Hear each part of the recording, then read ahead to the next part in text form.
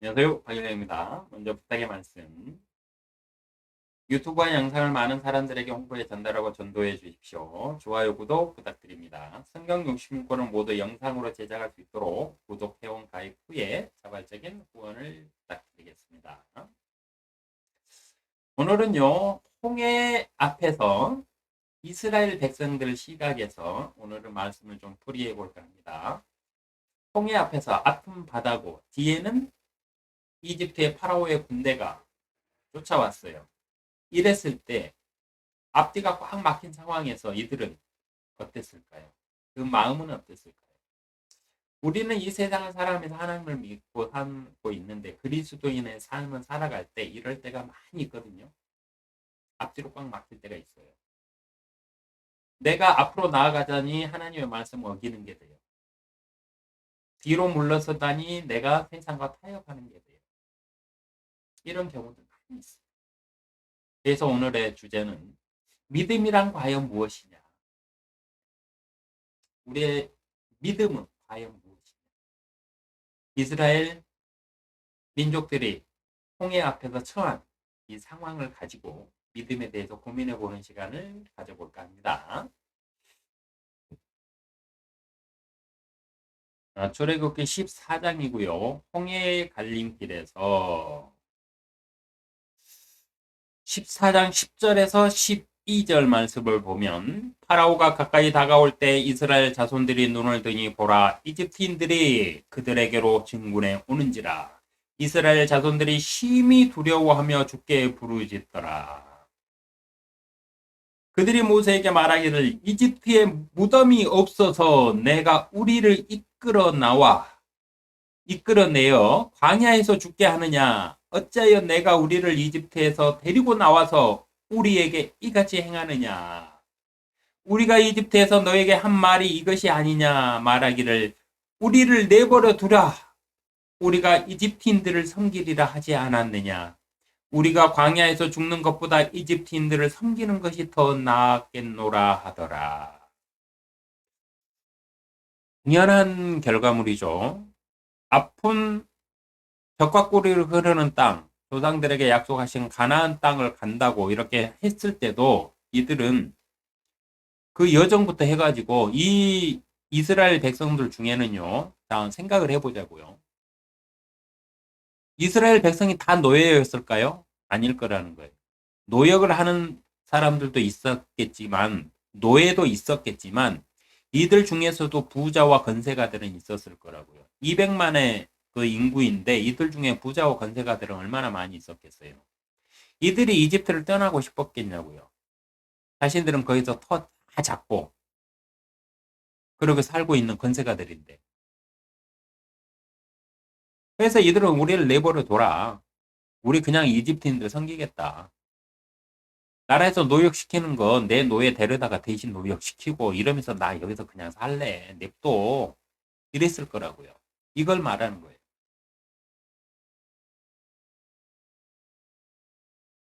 이들의 불평과 원망은 당연한 것이었습니다. 그 시대 최강이었던 파라오의 군대가 자신들을 쫓아오는 것을 목격한 사람들의 공포는요. 믿음의 관점에서 판단할 문제가 아니에요. 이 이후부터 계속해서 이스라엘 백성들이 불평불만들이 막 나와요. 그때마다 하나님이 해결해 주시다가 어느 순간에는 하나님도 화를 내세요. 근데 인간적으로 보자는 거죠. 인간적으로. 사명감이 넘치는 모세도 아니고 신이신 하나님도 아니고 인간적인 시각에서 이스라엘 백성들을 보자는 거예요. 그래야 우리 믿음이 어디로 가야 될 길이 보여요. 근데 대부분 설교를 할 때 모세의 시각에서 설교를 하든가 하나님의 시각에서 설교를 해요. 그러니까 사람들이 믿음이 말씀 안으로 가는 게 아니고 이상한 샤머니즘으로 흘러가는 거예요. 그래서 건의주의에 빠지고 선민사상에 빠지고 선과 악의 이분법적인 사고에 빠져가지고 세상을 자기들이 어떻게 해야만 되는 줄로 알고 착각하고 그렇게 되는 거예요. 이런 사건들은요, 믿음의 관점에서 판단하고 설교하시면 안 돼요. 가르쳐도 안 되고. 사람의 관점에서 설교를 하고 가르쳐야 돼요. 그래야 그 비슷한 상황에 놓여 있는 그 사람이 어떻게 나는 대처를 하고 나아가야 될지 길을 찾고 방향을 찾을 수가 있어요. 이스라엘 자손들은 모세를 원망하며 공포에 사로잡혀 좌절하고 있었으나 이 시대의 기독교인들이었다면 어땠을까요? 이 시대 기독교인들이었다면요, 모세를 붙잡아 파라오에게 끌고 가서 우리는 모세에게 속아서 광야로 제사를 드리러 나온 것이지 이집트를 떠날 생각은 없었다면서 파라오에게 모세와 아론을 팔아넘겼을 겁니다.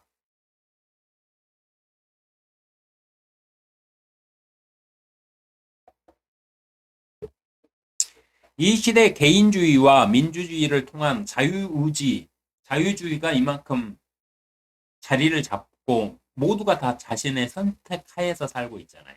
자유롭게 선택하면서 살잖아요. 근데 출애굽 당시 이 시대에는요, 그런 자유가 없었어요. 위에서 시키면 거기에 복종하면서 살던 시대예요. 그렇기 때문에 모세를 원망하고 있을 뿐이에요. 이스라엘 백성들은. 근데 이 시대 그리스도인들, 이 시대 그 기독교인들이었다면 어떻게 했느냐는 거예요. 모세 잡아다가 파라오하고 딜했을걸?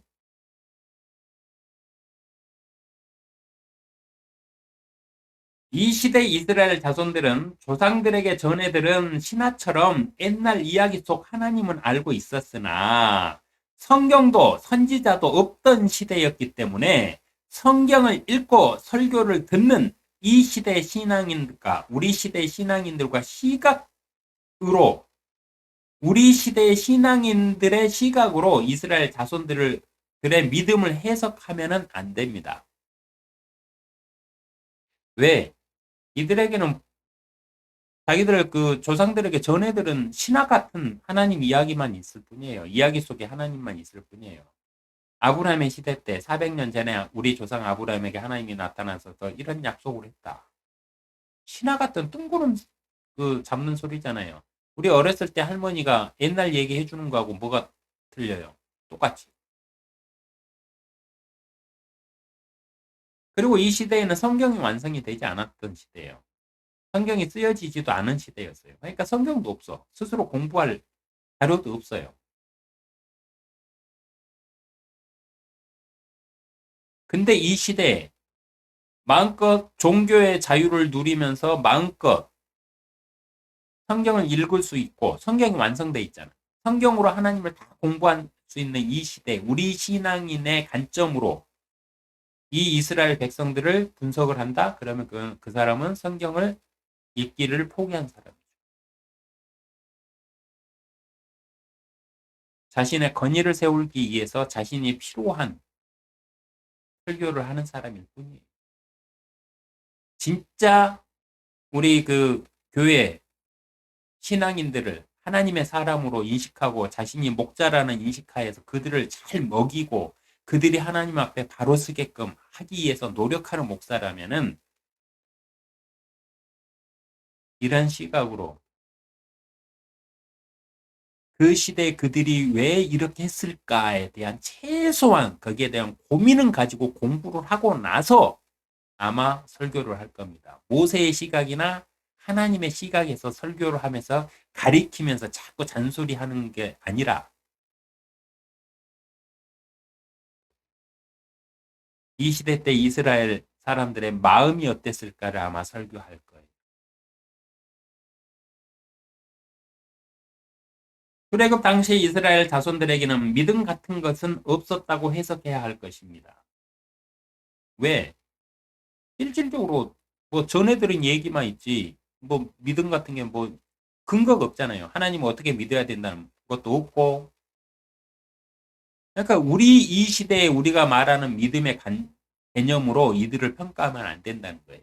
성경을 읽을 때도 이 시대에 내가 알고 있는 지식적인 수준에서 이들을 갖다가 평가하고 재단하면 안 된다는 거예요. 하여 출애굽은 현 시대 신앙관으로 해석하고 이해해야 하면 안 됩니다. 다윗의 시대나 솔로몬의 시대 또는 선지자들의 시대의 신앙관으로 해석해서도 안 돼요. 출애굽한 이스라엘 자손들은요, 신앙관이 무엇인지 믿음이 무엇인지도 모르는 상태예요, 지금. 하나님께서 아브라함에게 약속한 언약을 이루시기 위한 아브라함의 후손들이지만 믿음이 없는 일반인이라는 시각에서 출애굽기를 읽고 해석해야만 올바른 해석을 할 수 있는 겁니다. 그래서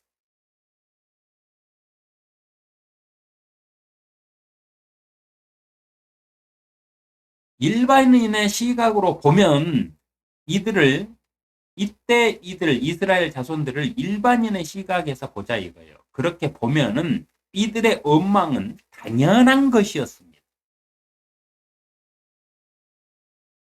성인들은 자신들이 선택한 일이니, 여기서 말하는 성인은 어른을 얘기하는 거예요. 어른들은 자신들이 선택한 일이니 자신들의 책임이라고 받아들이고 수긍할 수도 있겠지만은 함께 나온 선택권이 없었던 어린 아이들이 자신들의 선택으로 죽게 된 이기가 눈앞에 닥쳐 있을 때, 이 어린 아이들은 그 부모들 말 듣고 어른들 말 듣고 쫄래쫄래 따라 나왔을 거 아니에요. 근데 이들까지 지금 다 죽게 생겼거든. 이랬을 때 이 이스라엘의 그 부모들은 어떤 마음이었겠느냐. 자기들의 선택으로 자신들의 아이들까지 다 죽게 생겼어요. 이럴 때 사람들은 책임 전가를 할 대상을 필요로 합니다. 사람이니까 당연한 거예요. 헤어 이들이 모세를 원망하는 것은 너무나도 당연한 결과예요. 이들이 믿음이 없어서 그렇다? 당연해요. 이 시대는 이들의 믿음이 있을 수가 없지. 이들에게 선지자가 있었습니까? 하나님을 가리키는 선지자가 있었어요? 없던 시대예요. 지금처럼 성경이 주어진 시대도 아니었어요. 이들이 어떻게 하나님을 어떻게 믿어? 믿을 수 있는 방법이 없는데. 누가 가르쳐 주는 사람도 없는데. 그냥 자기들 조상들에게 전해 들은 것 뿐인데. 우리 조상 중에 아브라함에게 하나님이 나타나셔가지고 너희를 시킬 것이다. 그리고 우리의 그 자손들 중에서 하나님이 구원의 주로 이 세상을 다스릴 왕으로 오신다고 그랬다. 이 약속만 딱 있는데 뜬구름 같은 이 약속만 알고 있는 사람들의 무슨 믿음을 논하냐고. 논할 수가 없지. 이 시대에 이들에게 그 교회가 있었다? 아니요. 성경적으로 보면 교회 없었어요. 기록된 사실이 없어요. 이들에게 해당이 있었다? 아니요. 이 시대까지는 없었어요. 이 시대에 해당이 있었다고 기록된 구절은 하나도 없어요.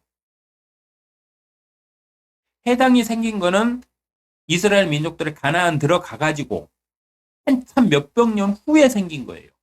성전의 개념도. 그러니까 이때 이 출애굽 당시 이스라엘 백성들에게 믿음을 논하는 거는 성경 읽기를 포기한 사람만 그럴 수 있는 거예요. 이들에게 믿음이 없어요. 이들은 일반인이에요. 그냥 하나님을 모르고 다만 하나님이 자신들의 그 신이다, 조상들의 신이다 이 정도만 알고 있는 사람들이에요. 근데 이들에게 지금의 시각에서 믿음의 시각으로 이들을 평가한다면 그건 설교할 자격이 없는 사람이죠. 아담이 범죄하고 처음 한 행동은요, 이브에게 책임을 전가하는 것이었어요. 사람은 모두가 죄인들이므로 안 좋은 일이 닥치거나 안 좋은 일을 하면 죄인의 행동을 하게 되는데요.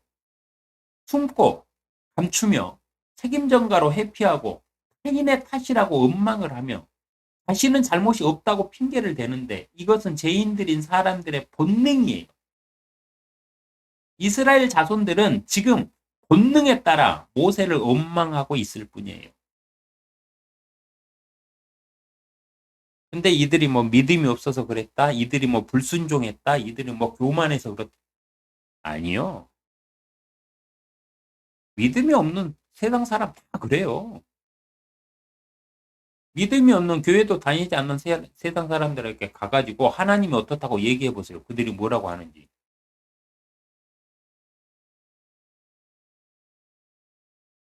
이스라엘 백성들보다 더하면 더했지 덜하지는 않습니다. 이 시대 사람.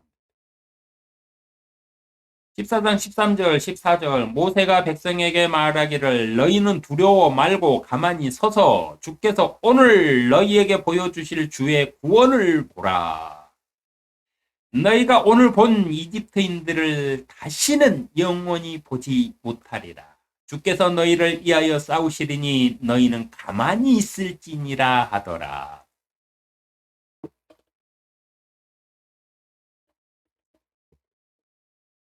주께서 모세에게 말씀하시기를 너는 어찌하여 내게 부르짖느냐.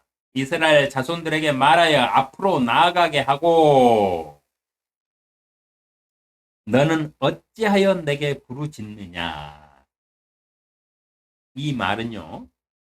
하나님께서 모세에게 무엇인가를 하라고 이미 말씀하셨는데 모세는 이스라엘 자손들의 엄망과 파라오의 군대가 쫓아오는 것을 보고 당황하여 하나님께서 하라고 하신 일을 망각한 것을 일깨워 주신 말씀이에요.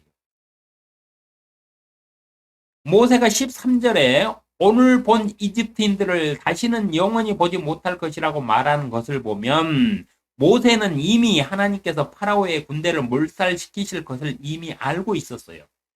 하여 하나님께서는 너희를 위해 싸울 것이니 너희는 가만히 있으라고 이스라엘 백성들에게 말한 것입니다. 그런데 정작 그 일을 수행해야 될 자신이 하나님을 대리하여 행해야 된다는 사실을 지금 까먹고 있는 거예요. 망각한 거예요. 당황해가지고. 그래서 하나님은 너는 왜 내게 부르짖느냐고 말하는 거예요. 그러면서 너는 내 막대기를 들어 내 손을 바다 위로 뻗쳐서 그것을 가르라. 그리하면 이스라엘 자손들이 바다 가운데를 통과해서 마른 땅 위를 가리라고 말씀하세요. 이미 이거를 모세에게 말씀하셨을 거예요. 그러니까 너는 왜 내게 부르짖느냐. 이 반문은 야 내가 너한테 막대기를 줬지 않느냐. 그 막대기로 바다 가르라고 말했잖아. 근데 너 왜 바다를 가를 생각을 안 하고 자꾸 이스라엘 응? 백성들에게 자꾸 엉뚱한 소리 하고 있어. 빨리 네 막대기 바다에다 향해서 홍해를 갈러 이놈아. 이 말을 하시는 거예요. 하나님께서 모세에게 말씀하신 것은 백성들을 데리고 앞으로 나아가라는 것이었어요. 근데 앞에 뭐가 있습니까? 바다가 있잖아요.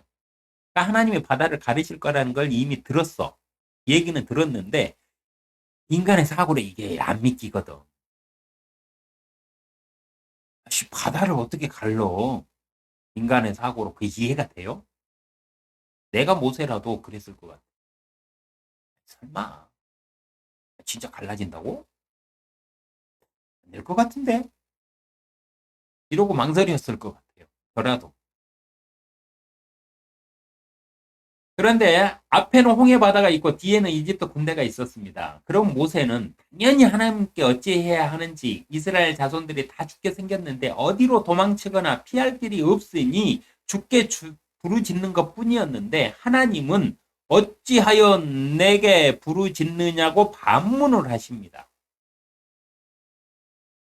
가끔씩 신앙인들은 이런 믿음의 질문과 마주하게 됩니다. 하나님께서 모세에게 하나님의 능력을 행사할 수 있는 지팡이를 주셨으나 사람인 모세가 아무리 믿음이 뛰어나도 지팡이로 홍해를 가를 수 있다고 생각할 수는 없었을 것입니다. 그런데 하나님께서는 마치 모세를 책망하듯이 어찌하여 내게 부르짖느냐고 반문을 하십니다. 더 나아가 예수님으로 이 땅에 오시는 하나님께서는 제자들에게 믿음을 말씀하시며 마태복음 17장 20절 예수께서 그들에게 말씀하시기를 너희가 믿지 않기 때문이라. 진실로 내가 너희에게 말하노니 너희에게 겨자씨 하나일 만한 믿음이 있다면 너희가 이 산에게 말하여 여기서 저리로 옮겨져라 하면 옮겨질 것이요 또 너희에게 불가능한 일이 전혀 없을 것이니라 라고 말씀을 하셨습니다. 성경을 읽다 보면 무엇을 믿음이라 말하는지, 믿음의 크기는 어떤 기준인지 궁금할 때가 있습니다. 여기서 말한 겨자씨 하나만한 믿음은 어떤 크기의 믿음일까요? 겨자씨는 정말 작거든요. 무엇이 믿음일까요? 이 믿음의 정의는 요한복음 17장 3절에 나와 있습니다. 영생은 이것이니 곧 사람들의 유일하시고 참 하나님이신 아버지와 아버지께서 보내신 예수 그리스도를 아는 것이옵니다. 아는 것이옵니다 라고 말씀하셨으니 믿음은 하나님의 말씀대로 하나님과 예수님을 아는 것이 믿음입니다. 문제는 아는 것을 사람들은 지식으로 아는 것을 아는 것이라고 착각한다는 거예요. 우리 그랬잖아요. 우리 학교 다니면서 공부해가지고 내가 막 수학도 배우고 과학도 배우고 다 배우잖아요. 그러니까 우리는 다 안다고 생각해요. 사람들의 안다는 개념은 내가 무엇을 배웠다는 거거든요. 근데 성경이 말하는 아는 것은 그런 개념이 아니에요. 성경이 말하는 아는 것은 1단계 성경을 읽고 그 내용을 지식으로 깨닫고요. 2단계 마음으로 받아들여 행동하여 그 말씀의 뜻을 느낌과 감정으로 배워 깨닫는 거예요. 머리로만 아는 게 아니라 말씀대로 내가 행동을 하면서 내 살면서 경험을 통해서 체득하는 것. 그래서 느끼는 그때만이 느낄 수 있는 그 감정이 있잖아요. 내가 해보지 않고는 그 느낌을 알 수가 없고 그 감정을 가질 수가 없잖아요. 3단계는 무엇이냐? 세상이 주는 이익보다 하나님의 말씀을 선택하며 자신의 욕심이 아닌 성령의 진리를 따라 살아가는 것을 성경은 믿음이라고 정의를 하고 있습니다. 여기저기 다 짝을 찾아서 해석해 보면 이렇게 돼요. 1단계 믿음은 성경을 읽고 그 내용을 지식으로 깨닫는 것이고요. 2단계 믿음은 자기가 알고 있는 지식을 마음으로 받아들여 가지고 행동을 하면서 삶으로 실천을 하면서 그 말씀의 뜻을 실천을 하면서 그 말씀이 어떤 것인지를 경험으로 느끼면서 감정으로 배우는 거예요. 감정으로 아는 거예요. 1단계는 지식으로 아는 것이고 2단계는 감정으로 아는 것이고 그래서 3단계 믿음의 완성은 무엇이다? 세상이 주는 이익보다 하나님의 말씀을 선택하면서 항상 하나님의 말씀의 기준에서 자신의 욕심이 아니라 성령의 진리를 따라 살아가는 것. 그게 성경이 말하는 믿음이에요. 예수님이 말씀하신 믿음, 아는 것은 단순한 지식이 아닙니다. 행함으로 실천하여 깨닫는 것을 말씀하신 거예요. 그래서 예수님은 행함이 없는 믿음에 대해서 그렇게 질타를 하신 거예요. 그건 믿음이 아니다. 너희들의 오만일 뿐이다. 너희들이 하나님의 이름을 하나님도 모르고 나도 모르고 하나님의 이름을 함부로 망령되이 사용하는 것이다. 이러면서 막 질타를 하시잖아요. 지식으로 아는 것은 믿음이 아니다. 아는 게 아니다. 행함으로 실천하여 깨달아서 그 감정까지도 아는 것이 진짜 아는 것이라는 거예요. 이게 믿음이라는 거예요. 근데 이 시대 그리스도인들 당신은 믿음이 있다고 자부할 수 있어요? 하나님의 말씀대로 정말 실천하면서 그 안에서 그걸 실천했을 때 어떤 느낌이 들고 어떤 감정이 생기는지 그걸 다 배우셨나요? 배우면서 살고 계신가요? 아니면 성경 읽고 지식으로만 알면서 하나님 찬양하면서 나는 하나님 믿는다 이러고 살고 계시는 건가요? 지식으로만 알고 떠들어대는 것은 종교인이에요. 그리스도인 아니에요. 그리스도인은요. 예수 그리스도와 같이 말씀에 순종하면서 자기의 목숨까지도 내놓는 사람이 그리스도인이에요. 그렇게 삶을 사는 사람이에요. 그렇게 행함으로 그 안에서 배우면서 그렇게 행하였을 때, 하나님의 말씀대로 했을 때 거기에서 느껴지는 감정들, 그것들을 아는 것이 곧 성경이 말하는 믿음인 거예요. 신약의 모든 말씀의 교리는 행함이 없는 믿음은 믿음이 아니라고 예수님도 사도들도 모두가 한 목소리로 말하고 있습니다. 또한 예수님과 사도들은 믿음을 말할 때 생각으로 아는 것을 말하는 것이 믿음이라 말하는 것이 아니라 행함으로 깨닫게 된 것을 진리라 말씀하시고 아는 것, 즉 믿음이라고 말씀하셨어요. 믿음이 무엇인지를 정의할 때 모든 내용들 다 종합해가지고 한데 모아놓고 한번 해석해 보세요. 아는 게 믿음이라고 했는지. 예수님께서 요한복음 17장 3절에 영생은 이것이니 사람들이 하나님과 예수 그리스도를 아는 것이옵니다 했을 때 이 아는 것이옵니다의 뜻이 무엇인지 성경은 성경의 짝을 찾으라고 그랬잖아요. 한 구절로 딱 독립적으로 해석되는 구절은 거의 없어요. 짝이 있어요. 그래서 아는 것이옵니다 했을 때 아는 것이 무엇이냐는 대해서 짝을 찾아야 돼요. 근데 그렇게 성경을 딱 찾다 보면 뭐냐? 행함이 없는 믿음은 죽은 믿음이다. 이렇게 나와요. 이 말의 뜻이 뭐냐? 그렇게 하나님의 말씀대로 실천하며 행했을 때 그 안에서 배우게 되는 것, 그리고 느끼는 것, 그 모든 것들이 그래서 깨달아 아는 것, 그걸 믿음이라고. 그래서 너희에게 겨자씨에 하나 만한 믿음이 있다 하면은 이렇게 손을 내신 게 뭐냐? 너희는 지식으로만 알고 있는 거 아니냐? 행함이 없지 않느냐 너희가. 근데 행하려고 하니 이게 이루어질까? 모세처럼 망설이게 되고 내가 지팡이를 바다를 향해서 뻗친다 해서 바다가 갈라질까? 여러분 갈라질 거라고 믿으면 그게 또라이예요. 그게 미친 사람이에요. 그게 막대기 하나 바다를 향해서 딱 이렇게 팔을 내밀어서 바다야 홍해야 갈라져라 딱 했더니 홍해가 쫙 갈라져.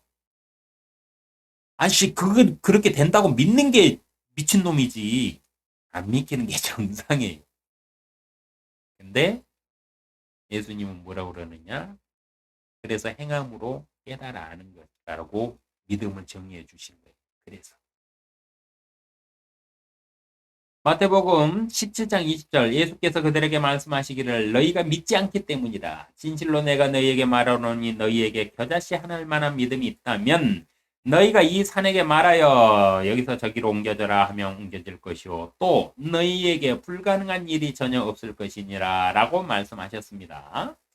여기서 저리로 옮겨져라 하면 옮겨질 것이요 이 말씀의 뜻은요 사람의 능력으로 할 수 있는 일이라고 생각하거나 믿음이 크면 산도 옮길 수 있다며 비유라고 말하면서 설교한다면 그 사람은 샤머니즘 신앙을 가진 사람일 겁니다. 또한 성경을 제대로 반복해서 읽지도 성령님께 의탁하여 말씀의 뜻을 묻지도 않고 자신의 생각으로 자의적 판단으로 해석하는 사람일 것입니다. 성경에 기록된 모든 이적과 기적은요, 하나님께서 꼭 필요로 하실 때만 행하신 일들로 믿는 자들을 통해 이적을 행하셨습니다. 하여 이 말의 뜻은요, 하나님께서 이 산을 여기서 저기로 옮겨져라고 말씀하실 일이 있을 때, 즉, 믿는 자의 믿음이 하나님의 뜻과 일치할 때, 이때는 모세가 홍해를 가르듯이 이 산을 여기서 저기로 옮기실 필요가 있으면 하나님께서 있으면 모세가 하나님의 말씀대로 홍해가 갈라질 것을 믿고 지팡이를 홍해를 향하게 한 것처럼 하나님의 말씀을 의심 없이 믿는 어떤 사람에게 이 산에게 말하여 저리로 옮겨지라고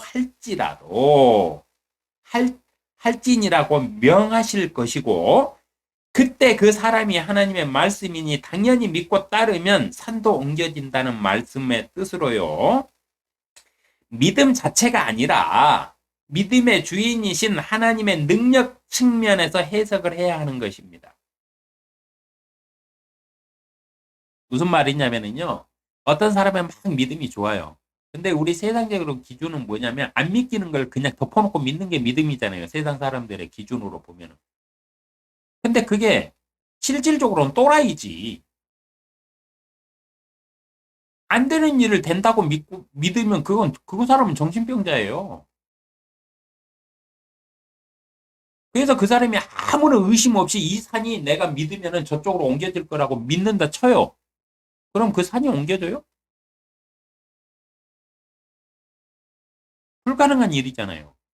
그래서 예수님이 하신 이 겨자씨 하나만큼의 믿음이 무슨 뜻인지를 더 공부를 해서 여기에 담긴 뜻이 뭔가를 찾아내야 되는 거예요. 말씀 있는 그대로 그냥 너희에게 믿음이 없어서 그렇다? 그러면서 믿는 자는 뭐 불가능이 없다 그러면서 막 병 고친다고 막 해가지고 막 사기 쳐먹고 이러죠. 손에다가 솜에다가 피 묻혀가지고 막 배 슬슬 만지면 거기서 뭐가 나온 것처럼 검은 막 뭔가 이렇게 나온 것처럼 해갖고 영상 찍어가지고 막 기적이 일어나고 있고 암이 고쳐진다 이지랄하면서 돈 벌어 처먹고 그러잖아요. 근데 성경에 이렇게 기록돼 있으니까 저 사람은 하나님의 사람이니까 저 사람은 믿음이 좋아서 저런 거를 실질적으로 해내는구나 이렇게 받아들이잖아요. 왜? 성경을 안 읽고 공부 안 하니까. 그 뜻이 뭔지를 모르거든. 하나님이 필요로 하실 때 하시는 거예요. 하실 때. 너희에게 겨자씨 하나만큼의 믿음이 있다고 치더라도 하나님이 그 일을 하셔야 되는 필요가 있을 때 그게 가능한 거예요. 하나님이 이 산을 저쪽으로 옮기실 일이 없어. 근데 그 사람이 믿음이 있다고 그래가지고 그 사람한테 산을 옮기게끔 다 그냥 맡겨놓으면 어떻게 되겠어요? 이 지구가. 엉망진창 되겠죠. 이놈은 이 산을 에베레스트 산을 갖다가 저 미국에다 갖다 놓고 저놈은 저기 그 마운틴 산을 갖다가 에베레스트에다가 갖다 놓고 막 이럴 거 아니에요. 믿음대로 된다면. 그게 실질적으로 되겠냐고. 그러라고 예수님이 말씀하신 거냐고요. 그 뜻이 아니잖아요. 하여 겨자씨 하나일 만한 믿음의 뜻은요. 아주 작은 믿음일지라도 그 믿음이 진심이라면 그 사람의 마음의 진심을 보시고 행하시는 하나님의 능력 때문에 믿는 자에게는 불가능이 없다는 말씀으로 해석되어야만 되는 겁니다. 그 사람한테 아무리 작은 겨자씨 하나일 만한 믿음이 있다고 하더라도 그 믿음을 실현하는 분이 누구다? 하나님이시니까 하나님이 원하시면 된다는 거예요. 그 사람의 그 믿음 때문에 그 사람이 뭐 그 사람의 생각대로 그 사람이 믿는다고 해서 막 이산이 저쪽으로 옮겨진다 이 말이 아니라 불가능한 일일지라도 하나님께서 필요로 하시면 그 사람의 믿음이 아무리 작더라도 그걸 행하시는 하나님이 계시다는 거예요. 그분을 믿는 게 믿음이라는 거예요.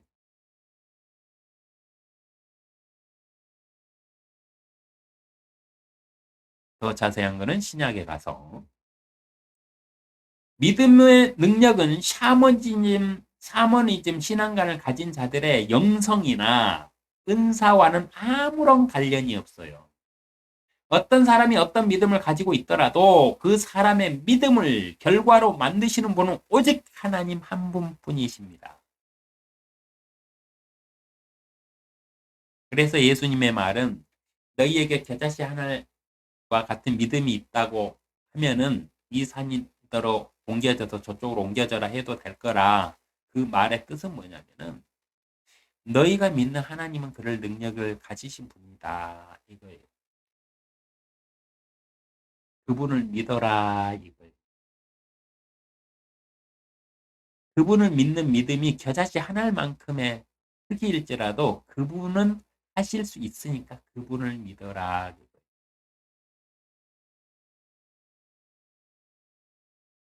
너의 능력으로 사람의 그 시각으로 사람의 생각으로는 홍해가 갈라질 거라고 믿을 수가 없지만 너 안에 겨자씨 하나만큼의 크기의 믿음이 하나님이 행하실 수 있다는 그 믿음이 있다고 한다면 하나님은 그걸 하신다는 거예요.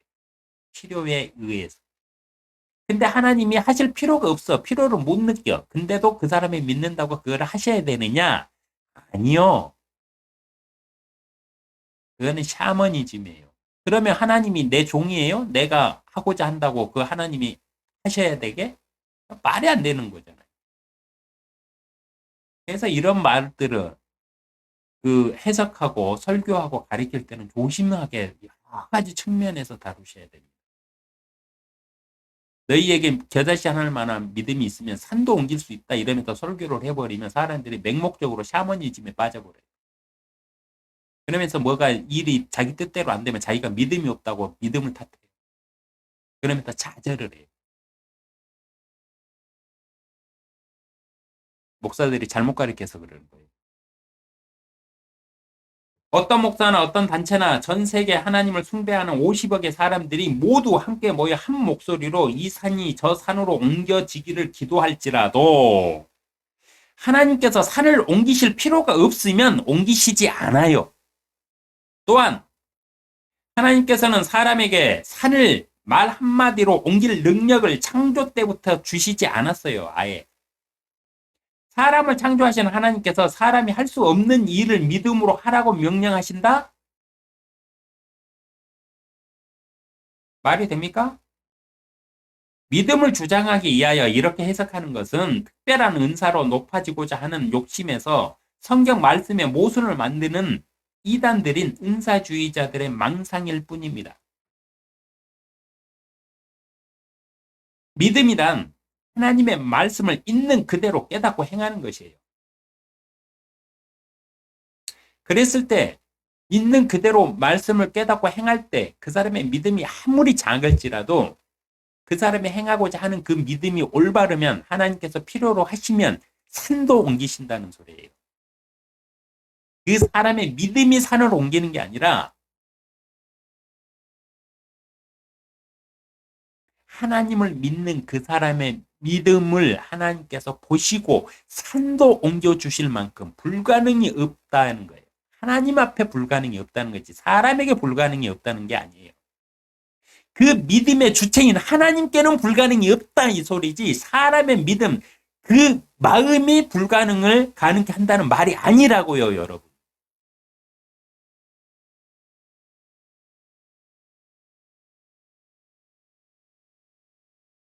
예수님이 겨자씨의 비유로 가지고 믿는 자에게는 불가능이 없다. 이 말에 숨겨진 뜻이 뭐냐면 그 믿음의 대상인 하나님께는 불가능이 없다. 하나님이 필요로 하시면 이 산들을 저리로 옮겨 절하고 명령을 하게끔 해서 그렇게 행하실 수도 있는 분이 그 믿음의 대상이 곧 하나님이고 하나님의 능력이다.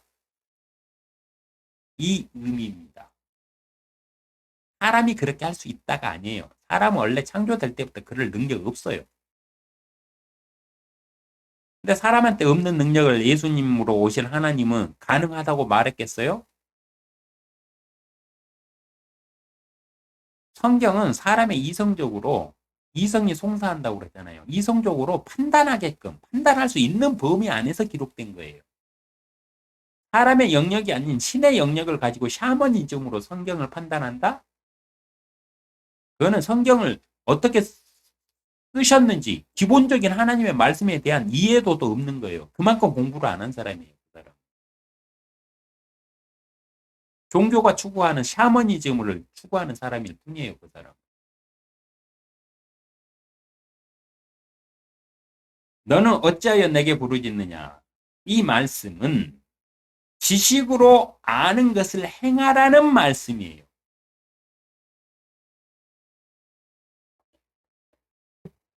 지식으로만 알고 지식으로만 성경 말씀에서 이게 된다고 그랬어. 그러니까 될 거야. 이러면서 자기가 행하지 않으면 홍해는 절대 갈라지지 않습니다. 홍해의 갈림길과 같은 믿음의 길에서 당신은 당신의 선택은 모세처럼 부르짖는 것인가요? 아니면 하나님의 말씀을 믿고 앞으로 나아가는 것인가요?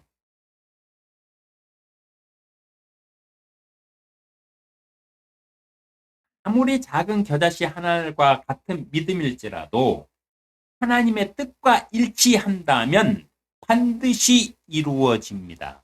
왜?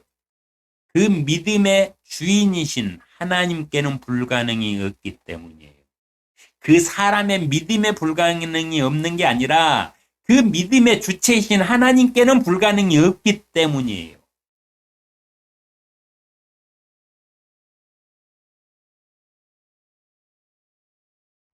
그러나 그 사람이 불가능이 없으니 하나님한테 요청한다고 해서 모든 게 다 이루어지느냐? 아니요.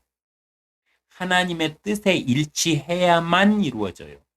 그래서 하나님의 뜻이 무엇인지를 알려면 성경을 읽으시라는 거예요. 하나님의 뜻과 일치하지 않는 거 평생 주여 주여 하면서 기도해 보세요. 단 하나라도 이루어지나? 안 이루어져요. 믿음의 주인이신 하나님의 뜻과 일치할 때만 이루어질 수 있어요. 근데 그 뜻이 어디에 기록되어 있다? 성경 말씀이. 그래서 성경을 읽지 않고 기도하는 모든 것들은 헛된 거예요. 그래서 응답이 있을 수가 없어요. 성경을 읽다 보면은 너희는 너의 정욕에 쓰려고 나한테 구하지 말라는 구절을 알게 되기 때문에 이것저것 막 건강하게 해주세요. 우리 뭐 자식들 뭐 잘되게 해주세요. 샤머니즘 같은 주술적인 기도 안 하게 됩니다. 할 필요가 없으니까. 무엇을 기도하느냐? 성령 안에서 오늘도 살게 해주십시오. 하나님 성령으로 나에게 힘을 실어 주십시오. 내가 하나님의 말씀에 따라서 이 세상에서 흔들리지 않고 하나님의 명예를 지켜가면서 그리스도인의 삶을 살 수 있도록 나를 도와주십시오.